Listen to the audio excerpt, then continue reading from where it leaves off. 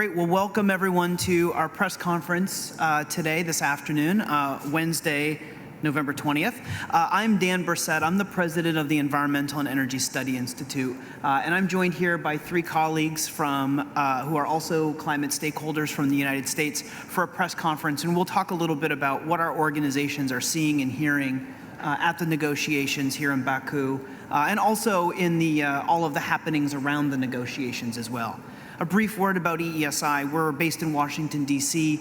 We're a climate policy nonprofit focused on congressional education. So we come to COP and have come for the last several years, specifically to cover the negotiations, to cover the discussions for a U.S. policymaker audience in order to encourage their engagement in the process. Of course, there were delegations here over the weekend. Most everyone's remained back in DC, so we do things like a daily newsletter called COP29 Dispatch that covers the negotiations and everything else as much as we can for a U.S. perspective. If you want to learn more about our work, you can visit our website at www.eesi.org. I'm going to introduce each of our three speakers, and then we will have time for Q&A. I have a whole bunch of questions ready to go, but we'll be sure to take questions from the audience as well.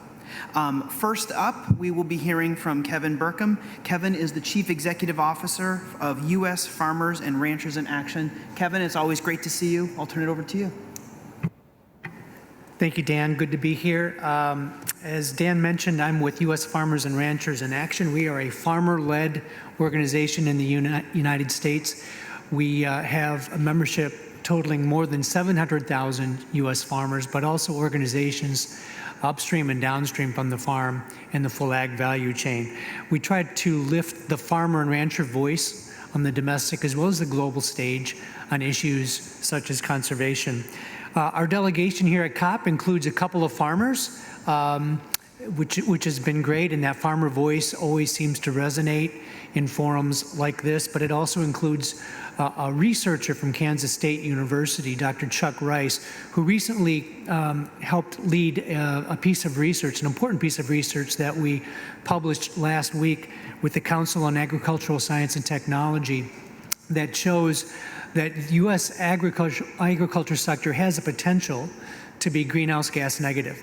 In fact, the name of the report is Potential for U.S. Agriculture to be Greenhouse Gas Negative.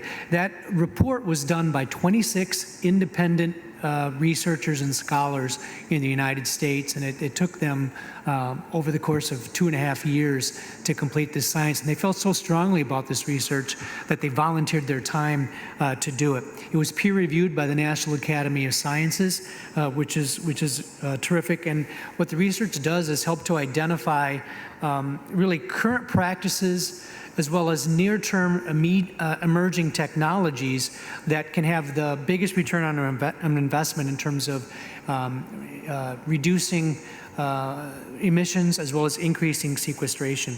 The study shows the potential that we can indeed, in the ag sector, reduce greenhouse gases, improve soil health, increase farmer profitability and resilience. That report actually will be featured at a side event, an official side event later on this afternoon, where we will have experts, researchers, farmers, and the U.S. Department of Agriculture Secretary Tom Vilsack speaking. That's in side event room number 4 at 3 o'clock. I just want to leave with one other thing in the introductory comments. Farmers and ranchers, we believe, are the heroes of the U.S. ag's conservation story. They are doing so much. They are making tremendous progress, and there's enormous potential for what can be accomplished in the future. Thank you, Dan. Thanks, Kevin. Next, we will hear from Jesse Turner. Jesse is Executive Director of the International Alliance to Combat Ocean Acidification. Welcome, Jesse. Thank you, Dan, and happy to be here.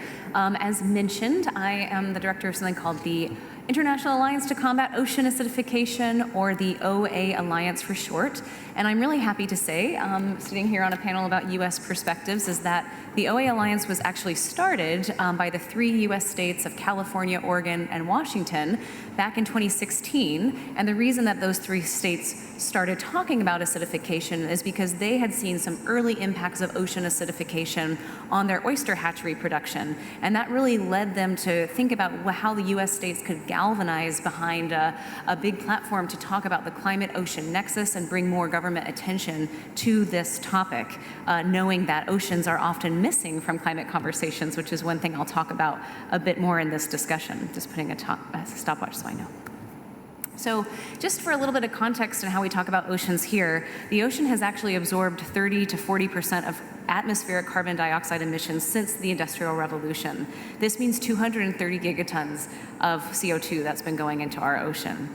That has caused a 30% increase in ocean acidity, and IPCC projections indicate that the acidity of the global surface waters of our ocean could actually be 150 times more acidified by the end of this century. And of course, that all depends on our emissions scenarios and our choices. So we do have opportunities now to mitigate that increase of acidification if we're looking at our different pathways to reducing emissions and stay on target. One thing that I want people to know about acidification is it's not just a decline in pH. We are really seeing what that means is that there's a decrease in the availability of calcium carbonate in seawater, which means many species like shellfish, finfish, and coral don't have the materials that they need to grow, to reproduce, and thrive. And when we talk about ocean acidification in context to climate change, we're also talking about warming, oxygen loss, and as well as increased pollution that's really having a big impact already in habitat availability, species composition and distribution, threats to biodiversity, and even impacts on seafood security like finfish and food webs, and of course coral reef. And so that's just a little bit of a primer on why we're talking about ocean acidification here at something like the UNFCCC that has responsibilities both to reduce greenhouse gas and carbon emissions, as well as to support countries in their mitigation and adaptation pathways to the consequences of those changes. And as I mentioned, the U.S. states launched this OA Alliance to bring more governments into talking about this topic. And I'm really happy to say that at the local and national level, we have several U.S. states, maybe 14 or so, that have joined, and 18 national governments now that are members of the Alliance, which is just one way to show what U.S. states can do on these international stages, to really jumpstart this conversation and make a big difference. At the local level, we really want governments to realize that they all have a role to play in this work.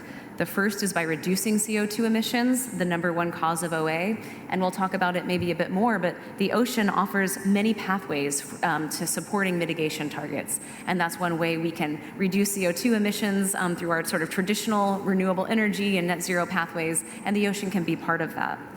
We also want governments to outline regional science and information needs that best support response, particularly around seafood security, particularly around coastal resilience. That's really important, and often there's a disparity in global information around those changes. We want to reduce land-based pollution, sources like wastewater, and even working with the agriculture sector to think about different coastal pressures that make coastal acidification much worse. So by reducing that pollution, we can increase coastal resilience. And then finally, we really want to explore adaptation and resilience strategies like blue carbon ecosystems, embracing coastal conservation measures like MPAs or other locally managed marine areas, and then changing our fisheries practices over time to be more climate thoughtful and climate resilient. And to do that, we actually really need international policy awareness around this. We need international financing as well as that domestic work. So that's why we're here, and really grateful to talk more about some of the U.S. perspectives showing up around the ocean climate nexus and the great leadership that's already been put forward. Thanks, Jesse. Thanks, Jesse. Next, we'll hear from Kate Logan. Kate is the director of the China Climate Hub and Climate Diplomacy for the Asia Society Policy Institute. Welcome, Kate. I'll turn it over to you. Thanks so much. So I'm with the Asia Society Policy Institute, which is the think and do tank of the Asia Society, which is a nonprofit organization headquartered in New York, but focused on U.S.-China and U.S.-Asia relations. So the angle that I'll bring in is a bit of an update on the state of play with the negotiations, and especially how the U.S. is engaging in that context, as well as from a U.S.-China perspective, given that the U.S. and China are the world's two largest emitters and have a critical role to play within the context of the UNFCCC. So I think the first piece, just sort of addressing the elephant in the room, is that it's obviously a difficult time to think about the U.S.'s role within the context of global climate governance, given the results of the U.S. election and the potential for the U.S. to withdraw from the Paris Agreement again. So from that perspective, one silver lining has been the fact that subnational non-state actors from the U.S. have still shown up in force, as you've heard from our other speakers on this press conference, to COP here in Baku, to show the rest of the world that there are a significant percentage of U.S. emissions that are still covered by those who are still in and committed to the Paris Agreement's targets, and showing the rest of the world that there is still real economy momentum within the United States moving forward, and that is something that cannot necessarily be stopped by the U.S. pulling out of the Paris Agreement again, should that happen. But at the same time, that certainly colored how other countries are engaging within the context of the negotiations, just given that on one hand, even though the U.S. negotiators here are still part of the Biden administration, the rest of the world recognizes that the state of play going forward may be different. So in terms of where we've come to so far in the negotiations, we're in the middle of week 2 at the COP, and just for reference, the first week is generally focused on much more technical negotiations, and now we've entered a political phase. The key focus of COP29 here in Baku is the negotiations around the new collective quantified goal on global climate finance, and essentially what this is back in 2009, there is agreement for developed countries to provide $100 billion a year in climate finance by 2020, and going forward from 2025 onward, what will the new goal be to replace that goal and sort of broaden the scope given the massive gap between the needs globally on climate finance and what countries are actually providing to drive more of that finance forward so that countries can meet their mitigation commitments.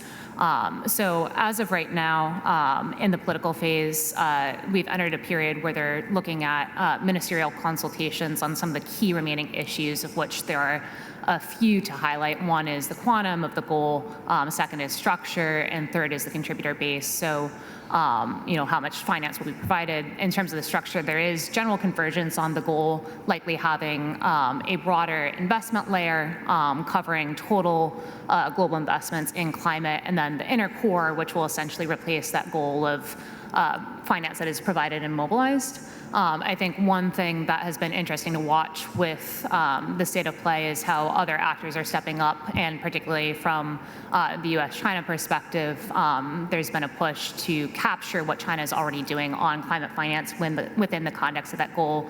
And we saw remarks from the Chinese Executive Vice Premier Ding Xuexiang during the World Leaders segment last week, for the first time stating that China, since 2016, has provided and mobilized around $25 billion in climate finance, around $3 billion per year for developing countries. And that's the first time that China has actually put forward a concrete figure of that variety, showing the rest of the world what they're doing. And I think part of that has been because of the pressure from the rest of the world to capture the contributions of China, just given that it is the world's largest emitter, and for China to really step up to the plate as a responsible player, given the state of its emissions as compared to its contributions to help the rest of the world address some of the climate mitigation and other challenges with adaptation as well. So right now we're sort of in a wait and see period to see where the next text comes out, likely by around midnight tonight is what we're hearing right now. But in general, there have been constructive signals put forward by the EU and other countries, just given sort of the needs that need to be covered going forward. The other piece to keep an eye on is just whether or not this COP will send a strong signal on mitigation going forward. So under the Paris Agreement process, countries are required to submit their next updated nationally determined contributions by February of next year. So this is based on the 5-year ratchet cycle under the Paris Agreement. We've seen 3 countries put forward new commitments so far, which are Brazil, which is hosting the COP next year, the UK, as well as the United Arab Emirates. So this has started the momentum cycle, but it will be critical to watch whether and how additional countries signal the level of ambition that they intend to put forward. And the agreement in Dubai last year asked for all countries to include all greenhouse gases, all economic sectors in those commitments, and as well as making them aligned with the Paris Agreement's 1.5-degree target. So another piece that we're watching in terms of the outcome of the COP is whether or not there will be an additional signal to push forward for greater momentum on mitigation going forward.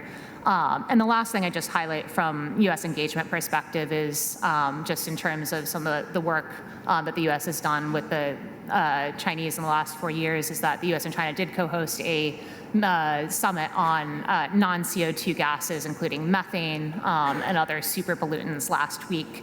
That highlighted a number of new commitments, including from the U.S. on regulating methane and other non-CO2 gases, and that's critical signal given what I mentioned around the next round of NDCs, including all greenhouse gases going forward. So I'll leave it there, but going forward, I think, critical again that U.S. actors show the world that they are committed to ambitious climate action despite some of the difficulties at the top level in the U.S. Thanks, Kate. And I didn't mention this as part of Kate's introduction, but she was recently a briefing panelist during our pre-COP briefing series. Congressional briefings are a big thing that we do. So if you want to hear more from Kate, you can check out the U.S.-China engagement briefing we did a couple weeks ago. I'm going to pull the thread that Kate put out for us on finance. This is the finance COP. Kevin, maybe we can come back to you and then hear from Jesse and then give Kate another chance to weigh in as well. How do finance issues under discussion here in Baku relate to your work, and why do investments in climate solutions make a difference in your sector? Yeah, thanks, Dan. In the United States, the Inflation Reduction Act doubled support for climate smart practices on farms and forests. And USDA recently announced $7.7 billion for funding climate smart practices on ag lands in 2025, which this is the most conservation assistance made available in a single year in U.S. history. And that's important because farmers and ranchers are on the front lines of climate change. They are already experiencing it in terms of extreme weather events, while also being asked to do so much. Feed a growing population, sustain rural economies, provide billions of livelihoods worldwide, provide ag resources for an energy transition, all while hoping to heal the planet and reduce emissions. So finance, we're lucky in the United States that our government believes in innovation and growth and development and productivity. And so it's absolutely critical, and it helps to mitigate some of the risks that farmers and ranchers have in adopting some of these climate smart practices. Thanks, Kevin. Jesse? Yes, thanks so much. So I'll just echo, obviously following along a little bit less on the finance side, but understanding that the negotiations have to do with how much, the structure, and the scope.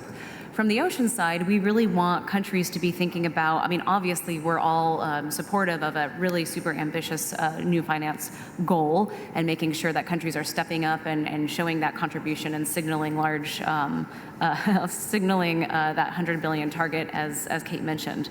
From the ocean side, though, we really want countries to recognize that including ocean actions within their NDCs and NAPs can go a long way to supporting some of that mitigation financing. So we think about ocean role in offering mitigation actions, including offshore wind, renewable energy, blue carbon, and of course emissions reductions in the shipping sector are huge ways that ocean activities can be supporting countries in a just transition and meeting these larger mitigation targets.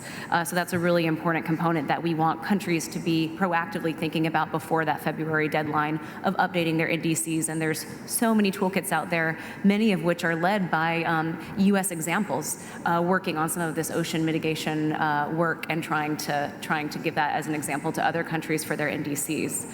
I would also say that from the NAP side, or the adaptation side, working particularly with developing countries and thinking about including things like ocean acidification, warming into their NDCs, to think about what that tech capacity transfer is going to look like and what their financial needs are going to be in that context of food security over time, is another way that we're thinking about being prepared for what that finance goal can support from the ocean side. And Kate, oops. And Kate, do you have a final thought on the finance question? Sure. So in terms of the global needs for climate finance, an independent high-level expert group at the London School of Economics put forward research showing that needs in emerging and developing economies globally, apart from China, are around 2.4 trillion annually by 2030, and around 1 trillion of that needs to come from external sources to help these countries. So these are the figures that are sort of coloring the discussions around that new collective quantified goal that I mentioned in my earlier remarks. I think one positive signal that we saw this week is President Biden stating that the U.S. has met its $11.4 billion commitment in the last year on climate finance and that target. But the reality, again, is that the rest of the world is wondering what will happen going forward in terms of meeting those needs and the role that U.S. actors can play. I think one area to look at is the role that some of the other subnational actors globally have played. So, for instance, the province of Quebec in Canada actually sends a portion of its revenues from its carbon market internationally, and that's a really important signal that there are other actors that can contribute to that. Multilateral development bank reform and increasing the capacity of some of the international financial architecture can also massively expand the pie. So there are so many different ways to sort of squeeze more out of what we already have. But I think at the end of the day, we need to be doing more to figure out how to meet the needs of the developing and emerging economies globally, especially those that are most vulnerable. And one piece to add to that as well is sort of lost my train of thought, but I'll leave it there. Well, if the train comes back, we'll come back to it. We have about 7 minutes left. If someone in the audience has a concise question that they would like to ask our panelists, we'll be happy to take it. We have a microphone. We have a question in the back here. We have a question in the back here. We have a microphone coming to you. Thank you so much. Question, what do you think is the most impactful, positive thing American food majors, big corporations, can do to support continued support for farmers on climate action, whichever shape or form the IRA may take on from here? Kevin, that sounds like a question for you. I think the full value chain is really starting to work together more collaboratively. I think initially there were some targets set that maybe weren't fully informed and have insight from farmers and ranchers in terms of how to accomplish some of these aggressive targets and goals. What we try to do as an organization is make sure that that farmer and rancher perspective and insight is included when discussions about on-farm practices are occurring, because I think there have been some mistakes in the past there. But I have seen more recently, in the last, I would say, 2 to 3 years, a real interest in being collaborative, in understanding the farmer and rancher perspective, understanding the farmers and ranchers are businesses that also need to be profitable. And if they are going to take on risk to adopt some practices that in the near term might affect their profitability, might affect their productivity, that there needs to be some incentives to go along with that. Thanks for the question. We have a question here in the middle of the room.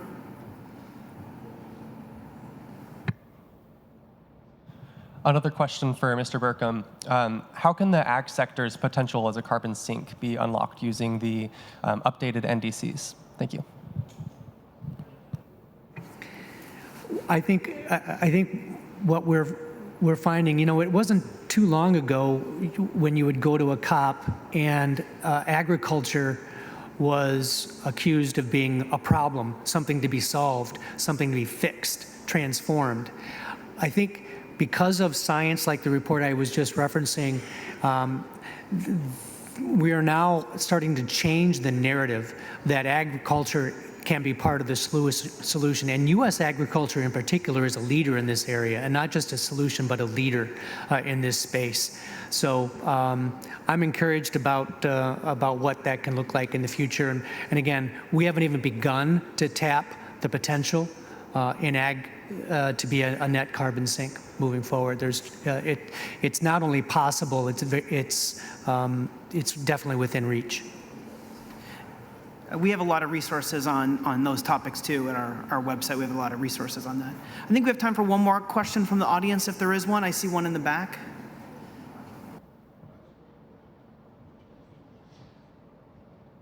Earlier in the panel, you mentioned President Biden meeting certain goals this year. How, with the new administration coming in January, how will this affect your jobs and the work you're doing with your organizations? Go ahead, Jesse, and then everyone else can chime in too if they'd like. Sure, I'll just do a quick comment on that. One is that the U.S. does have policies and plans in place, and I want to mention a big achievement of the Biden-Harris administration creating the U.S. Ocean Climate Action Plan. And there's lots of activities, including, like I said, offshore wind, lots of renewable energy, climate-resilient fisheries, blue carbon, work on acidification in that directive that hopefully will be taken up by agencies over the next several years and won't be too much at risk. I would say from my job specifically, we have the pleasure of working with several U.S. states, about 14 U.S. states that are members of the Alliance.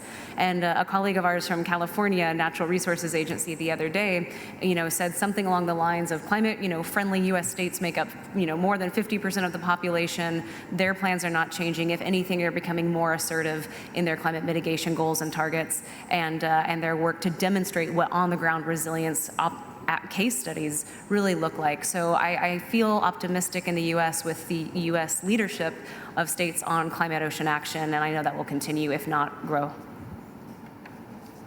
And for us, we're obviously, we follow everything that the executive branch does pretty closely, but our emphasis is on the legislative branch, on Congress. And so back to the idea that there are the United States is a lot of different actors, kind of working together or against each other. Yes, what the president does is obviously very important. He has control over the agencies and a lot of power, but it's also really important for, the the House of Representatives and the Senate to stay engaged, as well as all the subnational governments. We've talked about states, but also cities, and not just the largest cities, but also smaller and medium-sized cities have a lot of potential. And we haven't talked much today, other than Kevin's comment about farmers being businesses. There also is the corporate sector, which has a huge presence here at COP and will continue. And so there's a lot of momentum that goes beyond just what the executive branch is able to do, and it'll be interesting to see how that plays out. I tend to think of it as more tailwind versus headwind. Right now we have a tailwind. We're probably going to see a headwind in January, and we'll see how the different actors respond to that. Kate, do you have something? Sure. I'm going to start by jumping in on one of the points, pick up my train of thought that came back from earlier, which is just on the piece of global climate finance. I think the private sector is certainly another silver lining in terms of mobilizing more private finance toward climate issues globally, and that's something that can certainly continue regardless of what happens at the federal level in the U.S.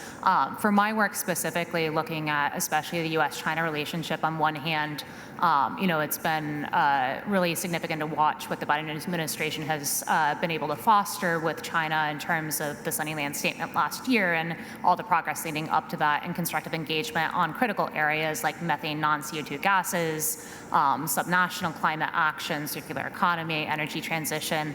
Again, there will be significant challenges in a lot of that work at the federal level, even though that may fall off going forward. Unfortunately, the other silver lining there is that subnational actors really have stepped up, especially the state of California, which has really led on partnerships with a number of Chinese provinces and had very substantive exchanges on a number of different technical areas around climate. And that work is really set to continue going forward forward. There was a U.S.-China subnational convening last week where Rick Duke, the Deputy Climate Envoy, spoke, as well as China's Climate Envoy Liu Jianmin. And there's strong support, I think, on both sides, and it's really important to continue engaging on that going forward. Thank you, Kate. That wraps it up for our press conference today. I'd like to say big thanks to Kevin, to Jesse, and to Kate. I hope the rest of your COP goes really well. Thank you so much for joining us. Thanks for everyone in our audience today. Thanks to the technical team and the staff here at the press room, Natavan.